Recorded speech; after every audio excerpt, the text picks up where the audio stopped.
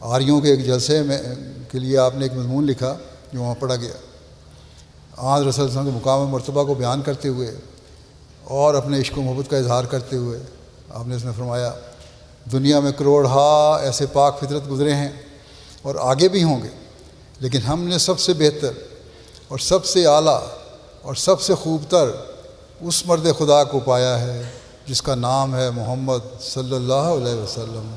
ان اللہ و ملائکتہ یصلون علی النبی یا ایھا الذین آمنوا صلوا علیہ وسلموا تسلیما۔ ان قوموں کے بزرگوں کا ذکر تو جانے دو جن کا حال قرآن شریف میں تفصیل سے بیان نہیں کیا گیا، صرف ہم ان نبیوں کی نسبت اپنی رائے ظاہر کرتے ہیں جن کا ذکر قرآن شریف میں ہے، جیسے حضرت موسیٰ، حضرت داؤد، حضرت عیسیٰ علیہ السلام اور دوسرے انبیاء۔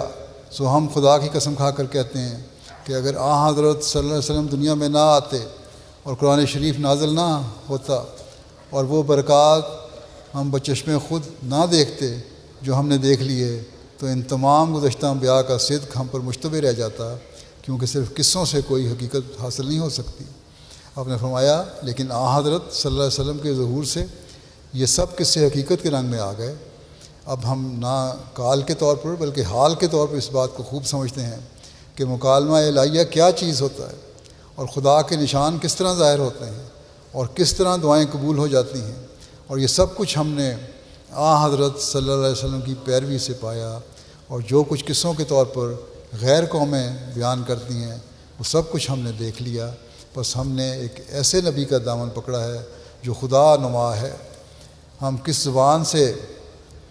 خدا کا شکر کریں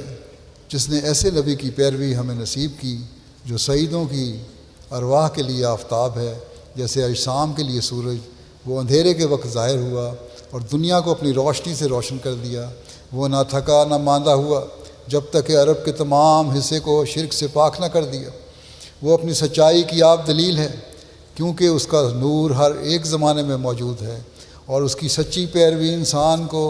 یوں پاک کرتی ہے کہ جیسا ایک صاف اور شفاف دریا کا پانی میلے کپڑے کو۔ کون صدق کے دل سے ہمارے پاس آیا جس نے اس نور کا مشاہدہ نہ کیا، اور کس نے صحت نیت سے اس دروازے کو کھٹکھٹایا جو اس کے لیے کھولا نہ گیا۔ لیکن افسوس کہ اکثر انسانوں کی یہی عادت ہے کہ وہ سفلی زندگی کو پسند کرتے ہیں اور نہیں چاہتے کہ نور ان کے اندر داخل ہو۔ آپ نے فرمایا کہ میرے پاس آؤ، میں تمہیں آن وسلم کے نور سے بھی آگاہی دوں گا۔